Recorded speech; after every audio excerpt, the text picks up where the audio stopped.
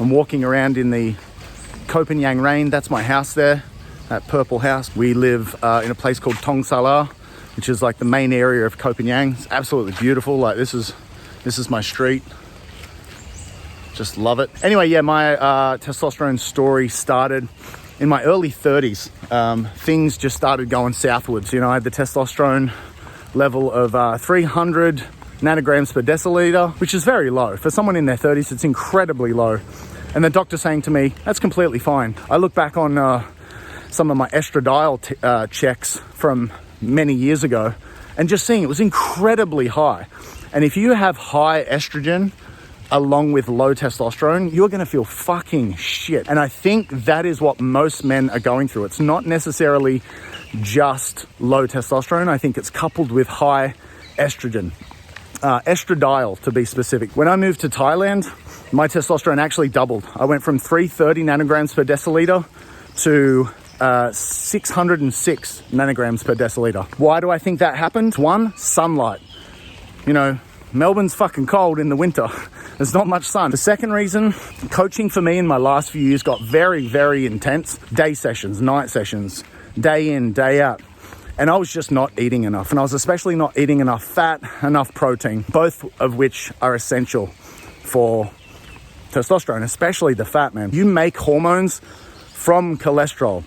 Your body's going to take cholesterol and convert it into pregnenolone, which is like the mother hormone. It's the first hormone that all the other hormones are made from. No cholesterol equals no pregnenolone equals no fucking testosterone, ultimately. Now, yes, your liver does make some cholesterol, but just not enough to be converted into, you know, reasonable amounts of testosterone. So sparing moving to the other side of the world, what's some advice on improving your testosterone? First thing, you have to start with blood tests. You need to know where you are. So I would recommend going to your GP and getting these things checked. Total testosterone.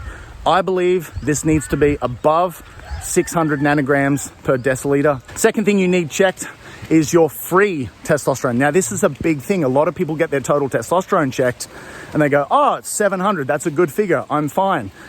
But all of that testosterone is bound up by something called SHBG, sex hormone binding globulin. Basically carries the testosterone around your body, delivers it to certain parts of the body. That's a good thing. We need that, obviously.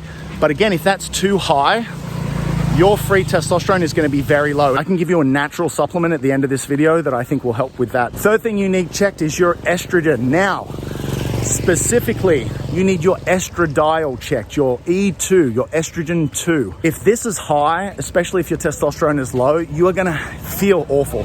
You're going to have absolutely no motivation to get out and meet women. You're going to have no sex drive. You're going to be flabby. When I first started TRT, that's what was happening. That's why I was feeling so shit, because I was dumping this testosterone into my body and it was all converting to estrogen. And I just couldn't figure out why I was getting fat, why I was getting moody, why my sex drive got even worse.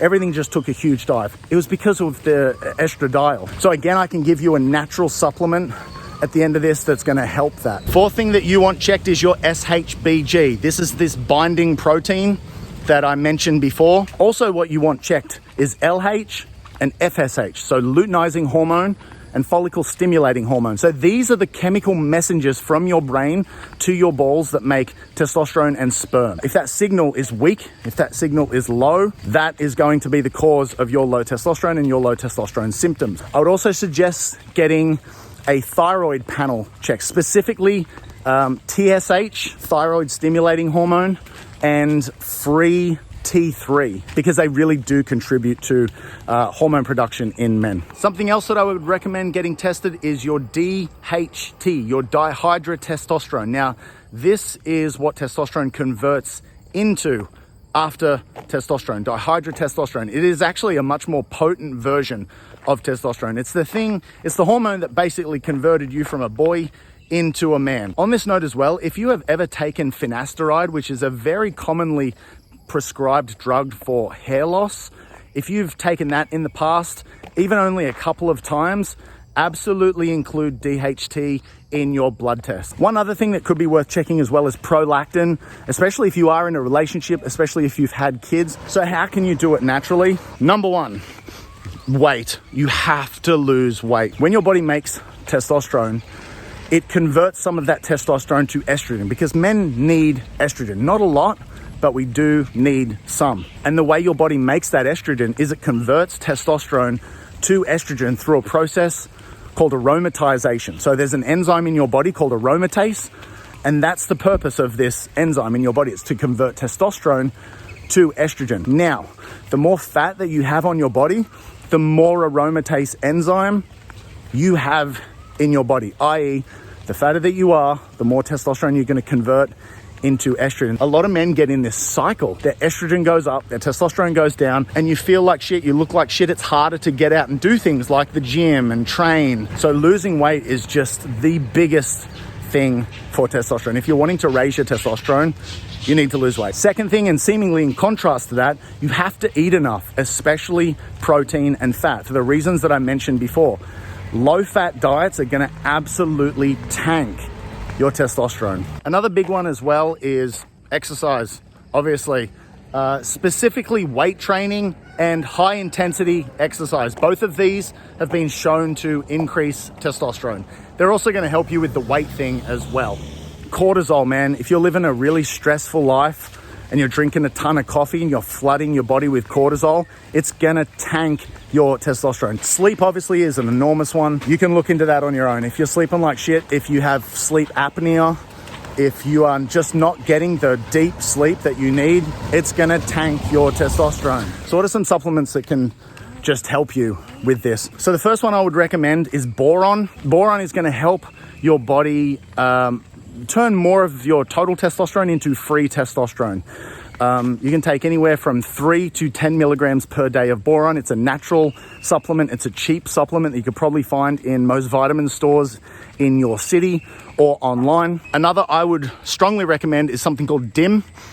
And this is essentially like a broccoli, cruciferous vegetables extract.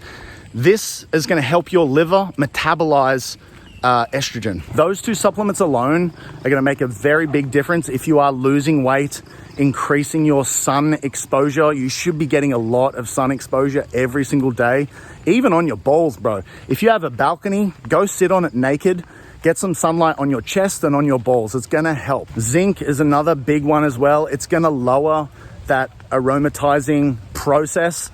I can't take zinc personally. It makes me feel awful, but if you can tolerate it, anywhere between 10 and 30 milligrams a day of a good quality zinc is going to help. If you're taking zinc, you might want to look at copper as well. That's going to get thrown out of whack. Supplementing with vitamin D3 is going to be pretty much beneficial to everyone. And if you do take vitamin D3, I would suggest that you pay a little bit more and get the D3 with K2 also. It's going to help the absorption. As far as pharmaceuticals that you can take outside of TRT, again, I'll cover TRT more in another video. There are two things that you could maybe look at. One is HCG.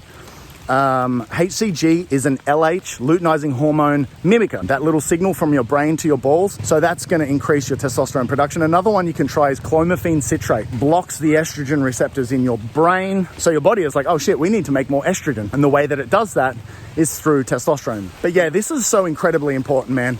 This is a big thing I didn't realize in my coaching back in the day. You don't wait for motivation. You go out, you take action, motivation catches up with you. Dude, if you've got low testosterone, if you've got high estrogen, if you've got high prolactin, if you've got a low free testosterone, dude, all of this is going to impact your motivation more than anything else. So I hope you found that helpful. If you want to see more on this sort of stuff, I'd love to hear from you. If not, hope you have a great day wherever you are. Peace!